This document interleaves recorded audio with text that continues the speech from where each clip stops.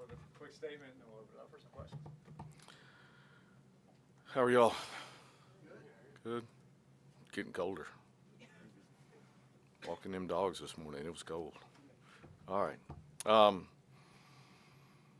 Excited about the weekend. Obviously, we've got a great test in front of us, but just really, really happy for our coaches and our players more specifically, and the way they battled, the way they stayed locked in. Really, really tough game. I mean, Cal's a good football team, and we knew we had to come in and play a complete game. Not only did we have to play a complete game, but we had to play a couple of extra overtimes to get it done. So I was proud of the way our guys stayed locked in. They stayed resilient through it all. Had some ups and downs throughout the game, but it sure is a lot easier to correct things after a win than it is a loss. So I was happy for them, excited for them, joyful for them. And then we came in and made our corrections and did the things that we needed to do. I thought they were in great spirits when they came back in. We know we got another tough opponent this week. Obviously, Louisville, I think they're 16 in one poll, 17 in the other. So you got a top 20 matchup. Just like we needed our fans the other night to be able to pull that out, we're going to need it again tonight or this week. They were outstanding the other night, did an outstanding job, and really helped us in that win. And so this week will be no different. So we're going to need a great crowd. We're going to need them coming in here, being loud, trying to disrupt some of the things they do from that standpoint. But very, very talented Louisville team. Coach Brom's done a tremendous job since he's been there and throughout his career. So they're explosive offensively. They're very attacking defensively. So we know we got our hands full this week. Got to have a great week of work. And then we got to put it all out there on the field and let it happen. When you look back at the rushing effort you had against Cal, was there something you felt like hit in that game or unlocked with that attack? Well, first of all, I thought our offensive line did a tremendous job. Did a really nice job of identifying some things, getting us targeted correctly, really creating movement up front. You look at our running backs, especially with Hawk and Terry on both. Both of them did a really nice job after contact of picking up yards too. Ran very physically, did a great job with their vision, and when they had an opportunity for an explosive run, they hit them. And I think when you added Kyron to that, especially in the second half, he had, I don't know what he had, 100 and something yards rushing. The 1-2 punch between the two of them, being able to spread the field a little bit more in that way, I think all of those factored into it. But number one, you got to take your hat off to the offensive line and the way they played, especially with all the things they've gone through this year. All three of those guys you mentioned, Kyron and the two backs, are pretty big guys. I mean, if Marcellus is the smallest of the three of those, do defenses get tired tackling those guys over the course of a game, do you think? Well, I think, they're strong runners. They're physical runners. Like you said, they're not little guys. And so I think after a while, obviously, that starts to take a toll. And, again, I think our offensive line and our tight ends did a really nice job of being physical at the point of attacks. And I do think that factors into it as the game kind of rolls on. But overall, those guys, they've been working extremely hard. Some good things paid off for us the other night. We needed it. You mentioned Friday night adding some layers to that rushing attack, and it looked like there were some times you put a guy like Heath or Selden in motion, and then when Kyron keeps on the read option, there's that option pitch to them and makes Cal think. Is that something that, add in the layer makes them think, and that gives Kyron the chance to hit the alley? Yeah, and we've been doing it all year long, in spots. And so, it's just part of who we are in the fabric of what we're doing right now with our personnel and what we're doing offensively. And so it does add some layers to it, and it allows you to hopefully use it in the right way, right? And so, we'll try to keep things off balance. When you think about Louisville, they're a very attacking defense, and it all starts with their guys up front, their linebackers, the way they play downhill, play a lot of different bare fronts and give you a lot of different pressure looks. And so you've got to do a good job of getting things targeted right, but then you got to do a good job of trying to find space when you can. And specifically about their defense, you mentioned attacking and how they mix up their fronts. From the teams that have had success running the ball against them, what have those teams done well that you want to try to incorporate this week? Well, there hasn't been many when you look at it. You look at what they've done defensively, everybody struggled running the football against them. They're in the top of the conference in almost every defensive category. So they do a great job, number one, in takeaways. They get you behind the chains. They bring you a lot of different pressure looks. And then they make you get into a situation where you put the ball in jeopardy, and they've got a lot of eyes to it, and they've gotten a lot of interceptions from that. So we got to do a good job of trying to stay ahead of the chains, be patient, but also you got to stay aggressive in some sense of the word to try to put a little bit more pressure on them. But again, their linebackers are attacking. They do a great job of tackling out in space, and their front is active. They're big, they're long, and they're always moving them around and giving you different looks.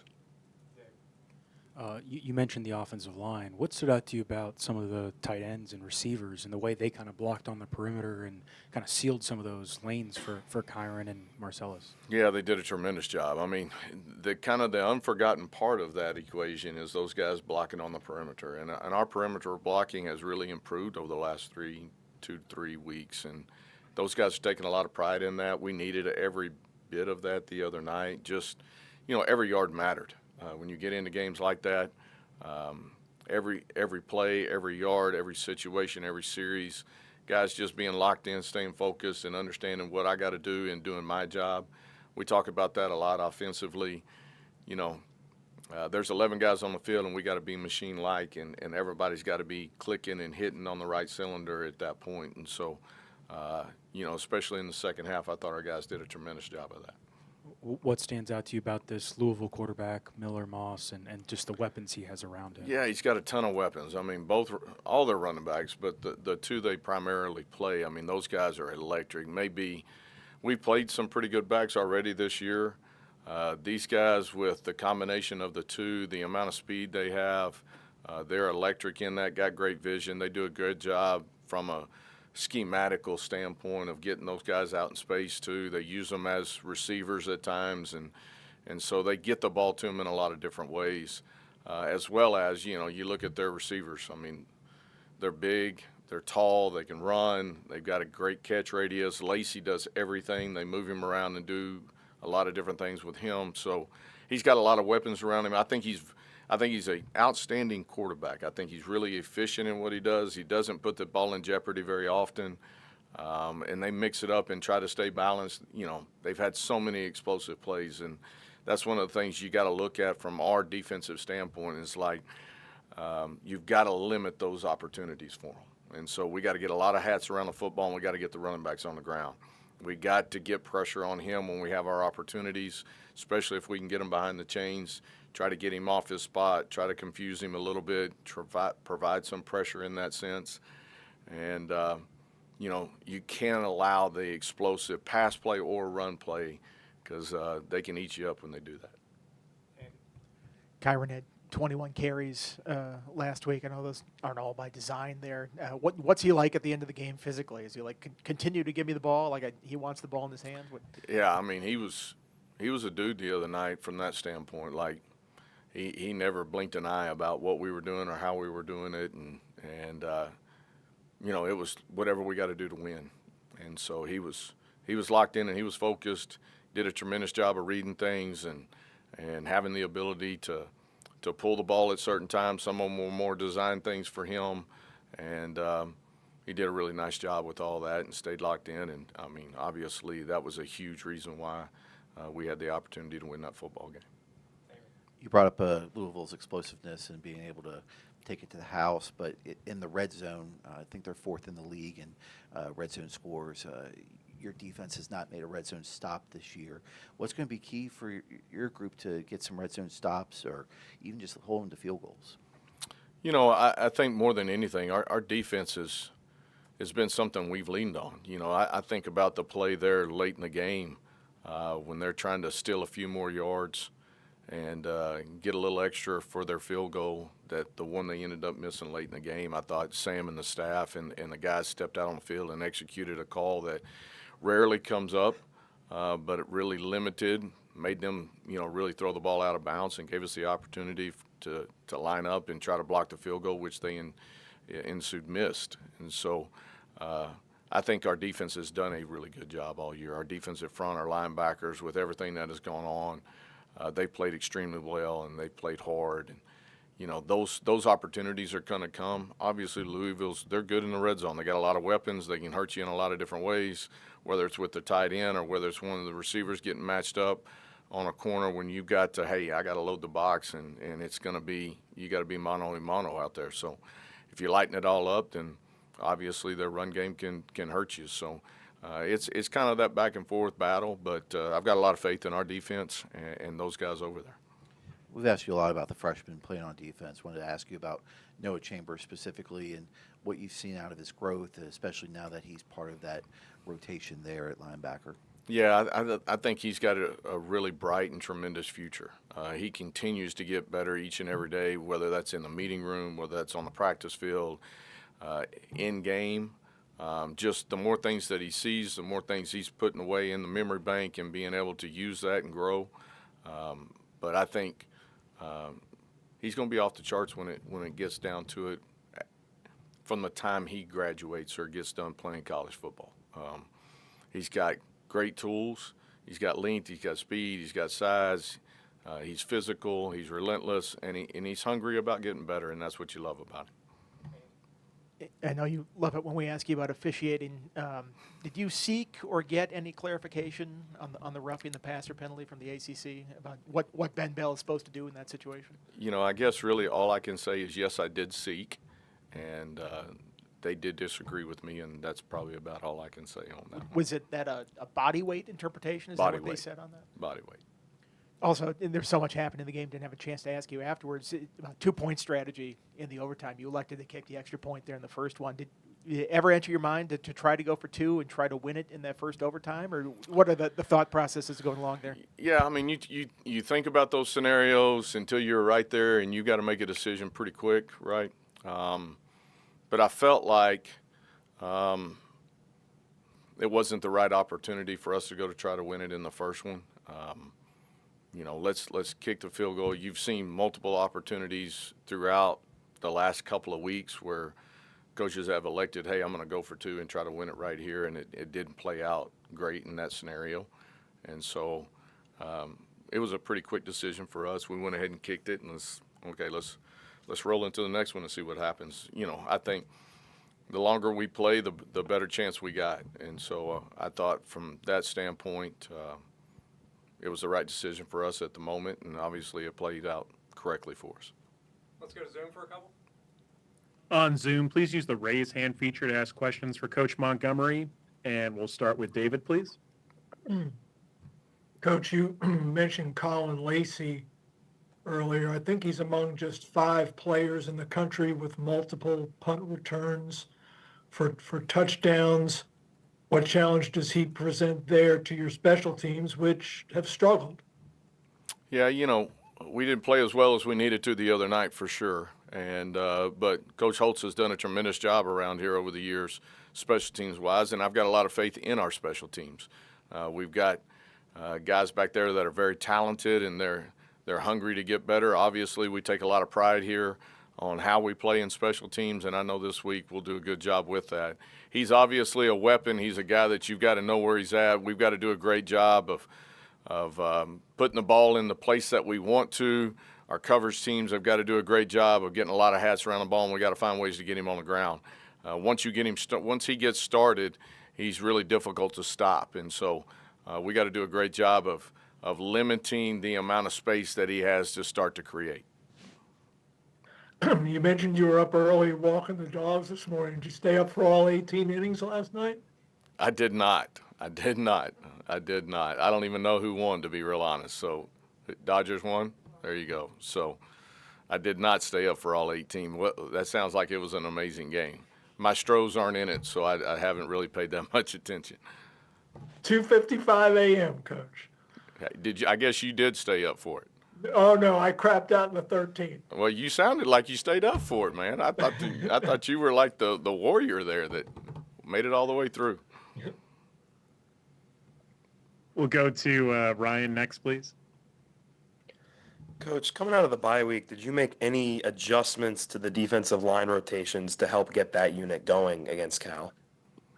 No, I mean, JC does a really good job. Him and Sam get together and they talk about those scenarios, but he does a really good job. And we got a lot of faith in the guys that we are rotating in right now. I mean, stepping up and being able to make plays. The biggest thing for us is trying to make sure that we can keep them as fresh as long as we can. And so those guys do a tremendous job. They all get after the quarterback. They do a great job in the run game. They play relentless. They play physical. They play violently.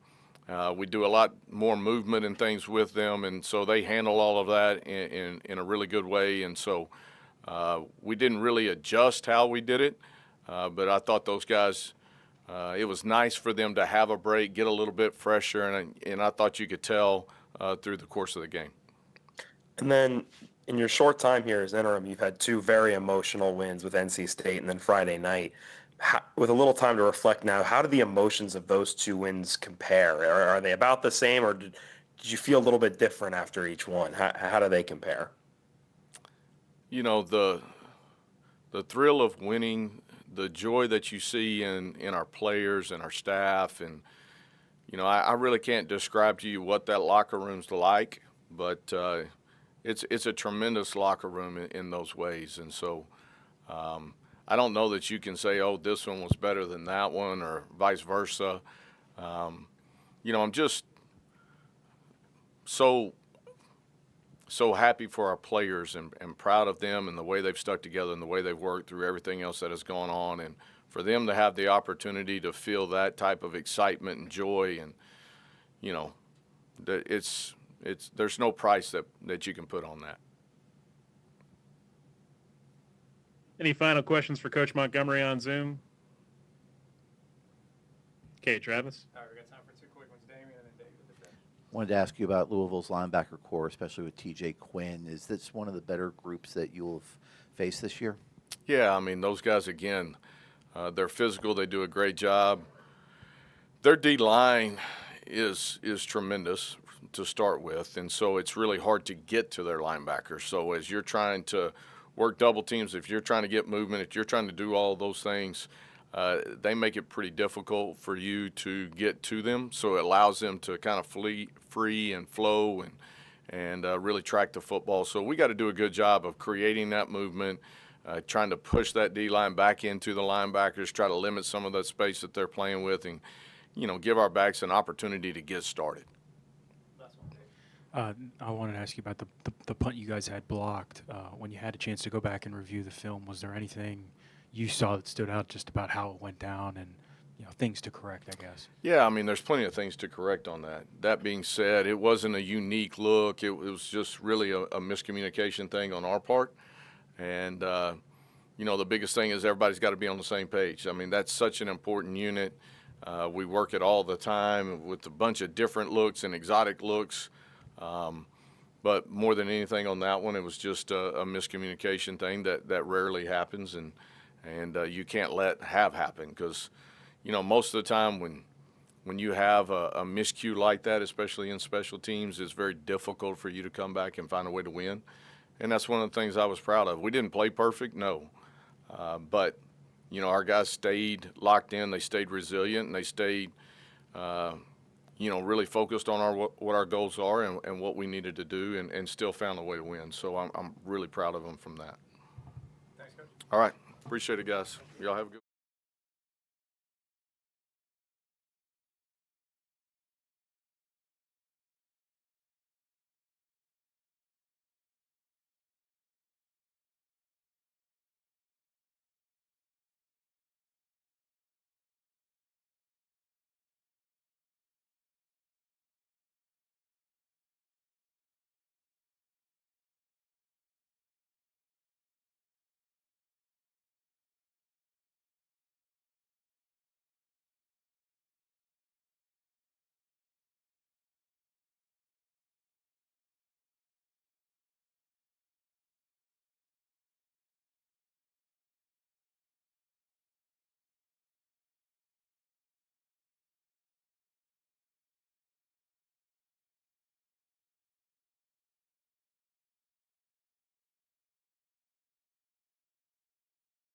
All right, guys, questions for Damian?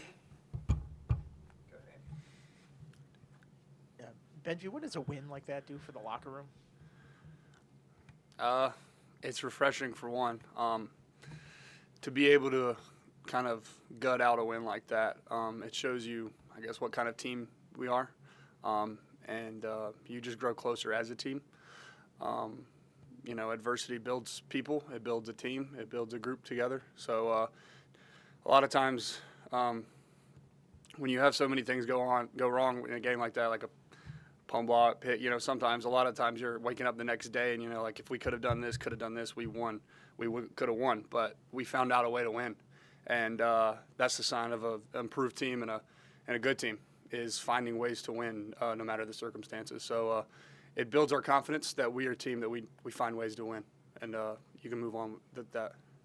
I think for Hokies fans, that was one of the more entertaining games that they've seen in a while. What is it like to play in a game like that? Is it nerve-wracking? Is it fun? I mean, did you notice in the moment how kind of zany that game was? It's 100% fun, and honestly, from a personal preference, it's preferred. To see, like, the stadium come alive when we're making a run, to see 300 shirtless people in the student section waving their shirts, that was awesome.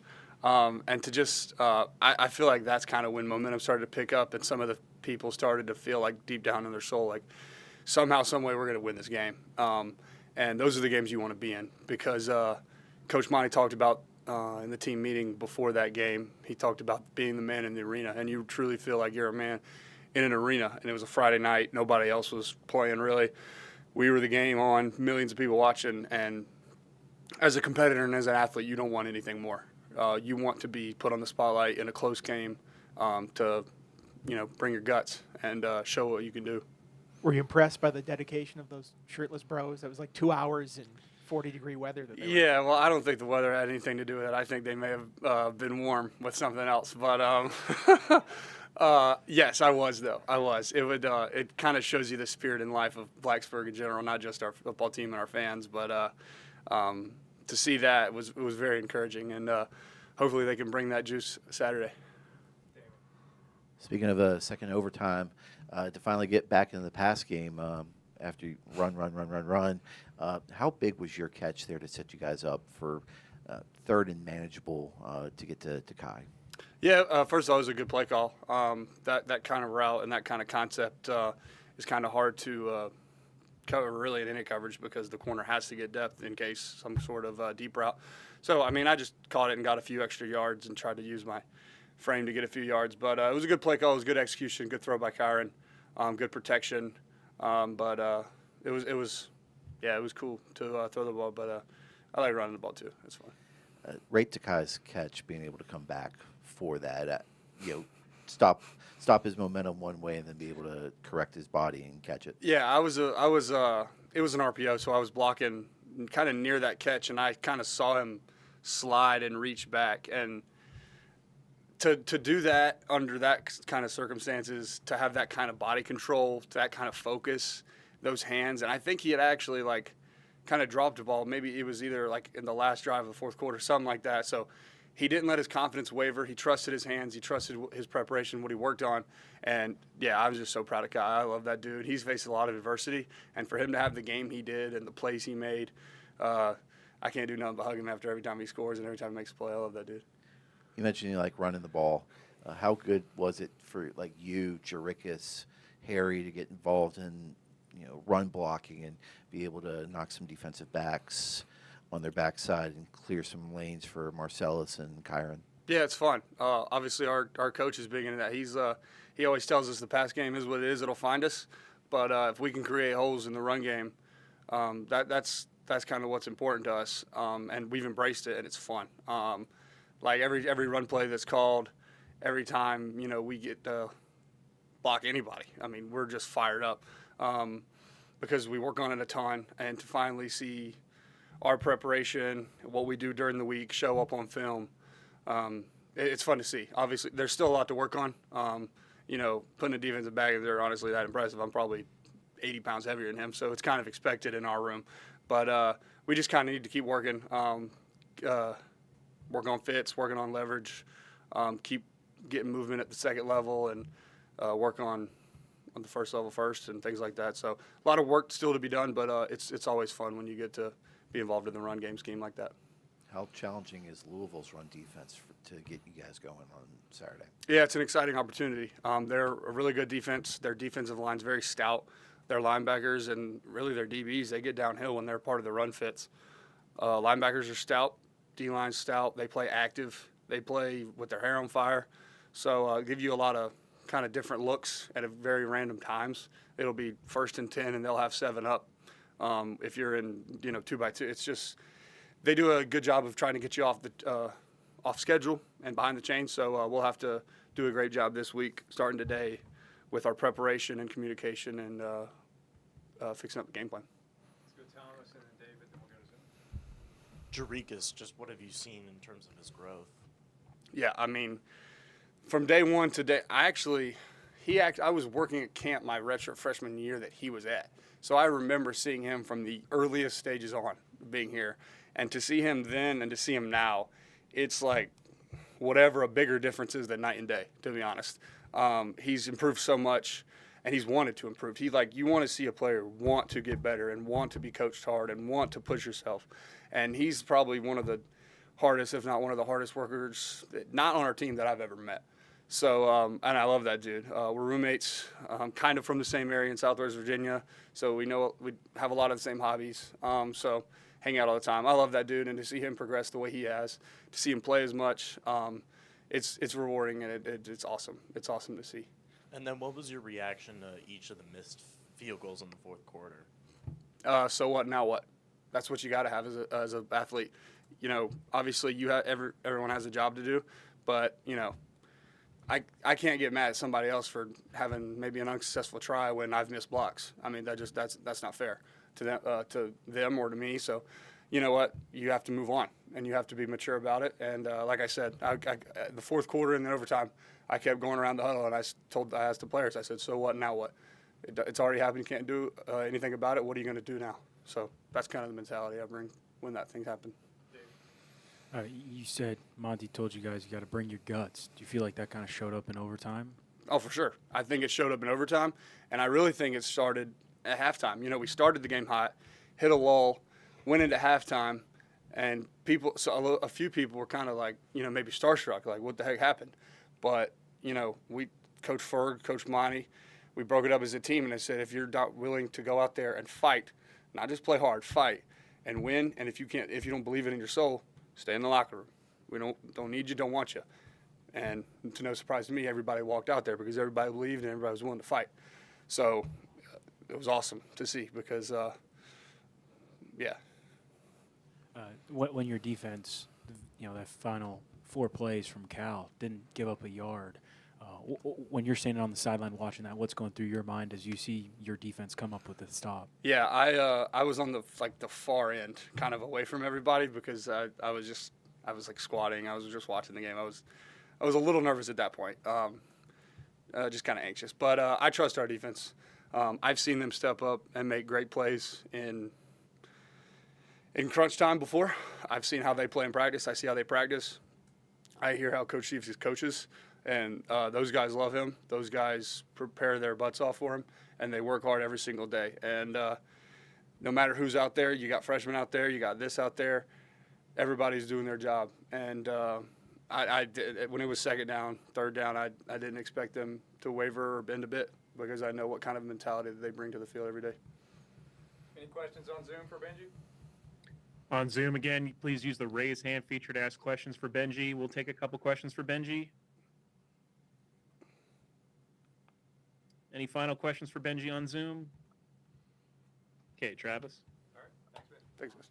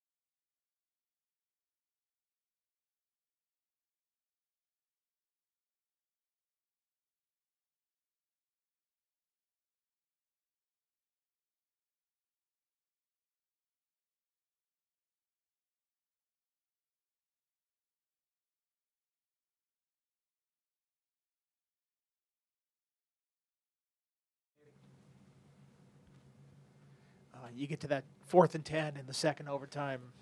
You're lined up on the guy on the outside. What's going through your mind? Do you know the ball's coming your way in that situation? Yeah, I knew it. I knew it was coming my way. Coach Seekers came up to me around the fourth quarter and said, "I'm gonna leave you by yourself over there, and you gotta win your one-on-one." And I've worked all summer for that moment right there. Did you know that he had gone out of bounds before the throw even got to you in the corner, or is it just you can't even notice that when it's happening? He was a bigger body receiver, so our game plan was to squeeze him as close to the sideline as possible because he made a lot of contested catches throughout the year. So I was just trying to get him close to the sideline as possible, and the quarterback was just – I seen the quarterback throw, I was trying to make a play. We have another test this week with Louisville's wide receivers. What have you noticed on film about Bell and Lacey in particular and what they're able to do? They're very explosive guys, very athletic, and very polished receivers. They're gonna give us a lot of challenges because they're good, leading receiver in the conference. So it's gonna be a good test. It seems for them, they don't need to beat you over the top. They can beat you short catches, deep passes. What makes them so good at being able to take catches from any spot on the field and house them? I think just what God blessed them with, their athletic ability and their size. So they break arm tackles and they're fast enough to outrun the angles. So it's gonna be we just gotta get them to the ground and move on to the next play. I wanted to ask you about a few freshmen who have been playing with you in the secondary. JoJo Krem, in particular, has played opposite of you, I guess, on the field side, and I guess replaced you for a snap on the boundary side when you lost your helmet after making a tackle on Friday night. What have you seen in his growth and development this year? He's got way better since the first time he came in as a freshman. He done gained weight. He done technique done got a lot better, and people don't even know that JoJo, he a soldier, he a warrior. Like no matter what's going on in his life, he gonna fight. So I just know that he in the game, he gonna be able to hold it down. How big was the spring for him? Very, very big. He needed that time to come in, develop, and learn the playbook and learn techniques that Coach Jones is asking for us, and I feel like he's getting it down now.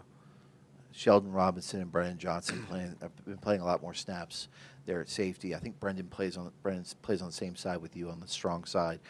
Those two, what have they done in particular of helping you guys out on the back end? Those two guys, they're not playing like freshmen right now. They're playing starter minutes, especially Sheldon. He's playing starter minutes, and they're showing up.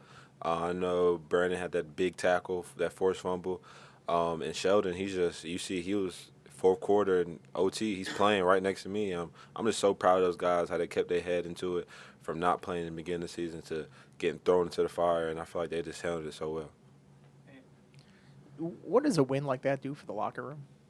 It's the best feeling in the world. Like, all the things we done went through, that's just a testimony to how much of a brotherhood we are and how much that the guys are still in there, how we just never going to give up no matter what the circumstances, no matter what's going on. We're just not going to give up, and we're going to go out every snap and fight for our brothers. Personally, do you feel like this is your best coverage year that you've had? Yes, for sure. Just the level of competition I'm playing and just the plays I'm making when I do get the opportunity. I'm just trying to go out each and every day and keep doing the same thing. Is it technique? Is it mindset? What's been working so well for you? Really just the mindset and techniques. Coach Jones and Coach Smith, they give me they give me the game plan, they give me what to do, they give me the scout report, and this is for me to go out there and execute. Really my mindset, this is the most confident I've been, especially with my athletic ability and with how I worked over the summer and how I trained. I was real confident going into the season. Yeah, red zone defense for you guys. What's going to be key to getting some stops there once teams get inside the 20? We got to stop the run. We got to stop the run, and the corners got to win their one-on-one matchups. As long as we do that, they shouldn't score. Other questions for Javier? You guys good? All right. Appreciate y'all.